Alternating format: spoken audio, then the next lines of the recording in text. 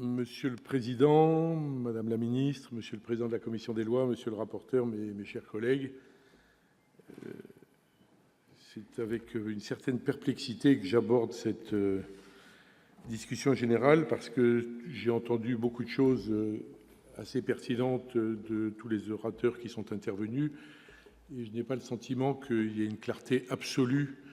si on devait les synthétiser, qui résulte de leurs explications. Le problème du droit, c'est que ça peut paraître simple quand on a une solution qui est offerte, mais quand il y en a 3 ou 4, ça commence à devenir compliqué. Quand on fait référence à plusieurs codes, quand on fait référence à plusieurs sujets à la fois, on rentre dans les vraies difficultés. Il y a une chose qui nous unit certainement, et je l'ai senti à travers les applaudissements de chacun, c'est qu'il faut régler ce problème. C'était d'ailleurs le sens de la proposition que j'avais signée à l'époque et qu'avait déposé Bruno Retailleau avec un certain nombre des collègues du groupe républicain qui l'avaient signé, dont d'ailleurs le rapporteur d'aujourd'hui qui propose une autre solution maintenant. Ce qui veut dire que voilà, c'est pas si simple. On propose une solution à un moment et puis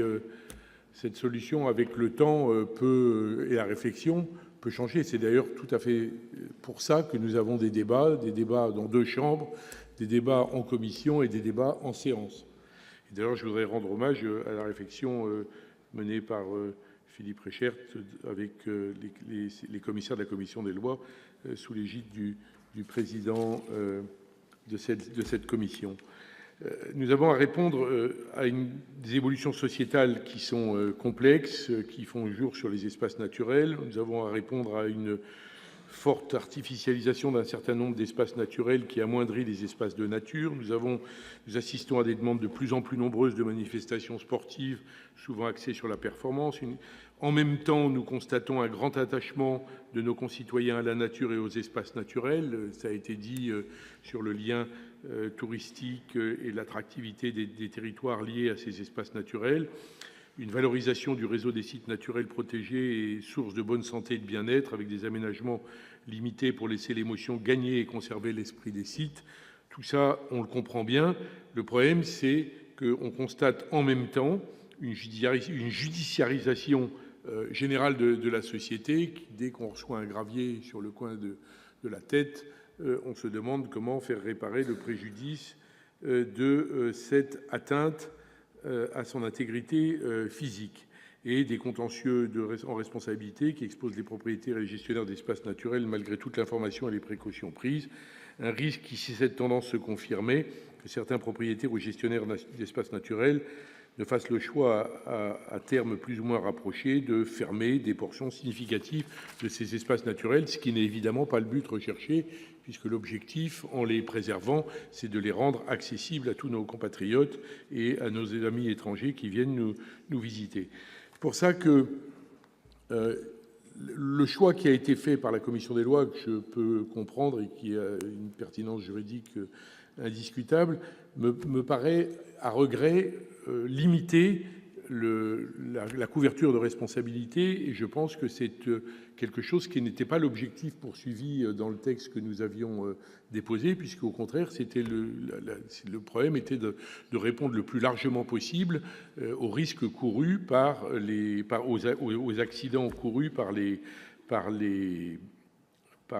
promeneurs, par les sportifs, et de favoriser également la sécurité des gardiens de ces sites, puisqu'ils ne pouvaient pas voir leur responsabilité engagée à tout propos dès lors qu'ils les ouvraient très largement et que le public de plus en plus nombreux les fréquentait. La première réflexion que j'ai menée sur ce texte était de me dire, compte tenu du travail accompli, ne pas proposer d'amendement de suppression de l'introduction dans le code de l'environnement, dans le code des sports, parce qu'effectivement cet article a son mérite, et je m'étais dit, très honnêtement, je vous parle comme je l'ai vécu, j'ai encore 1 ou 2 minutes pour le faire, que la bonne idée était peut-être de concilier le retour de l'article du code de l'environnement qui n'est pas clair et qu'il était nécessaire de modifier, ce qu'a bien voulu préciser Madame la Ministre en disant que c'était probablement la bonne idée. Je me disais que peut-être une conciliation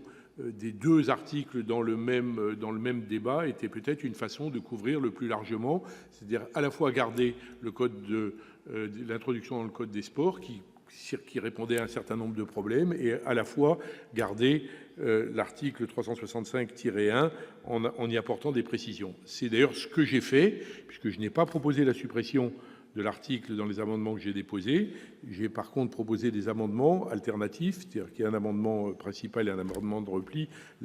les deux pour préciser, rédigé d'une façon différente. À cet instant, je suis embarrassé parce que le gouvernement a déposé lui-même un amendement, mais la difficulté de l'amendement du gouvernement, c'est qu'il prévoit la suppression de l'article d'introduction dans le code des sports. Donc ma position, à l'instant où je vous parle et dans les 12 secondes qui me restent, c'est de dire que je serais assez favorable en l'état de notre débat, mais on va le voir au fur et à mesure du débat sur les amendements, serait de garder l'amendement proposé par le rapporteur du texte et voté par la commission des lois, de rétablir l'article 361-65-1 et d'y ajouter, pour défendre le point de vue que je soutiens, d'y ajouter l'amendement numéro 2 que propose mon groupe. Voilà, mes chers collègues, l'état dans lequel je suis à cet état de la discussion, étant entendu que je suis évidemment, s'agissant d'un texte qui poursuit un intérêt général évident, à trouver une solution de compromis.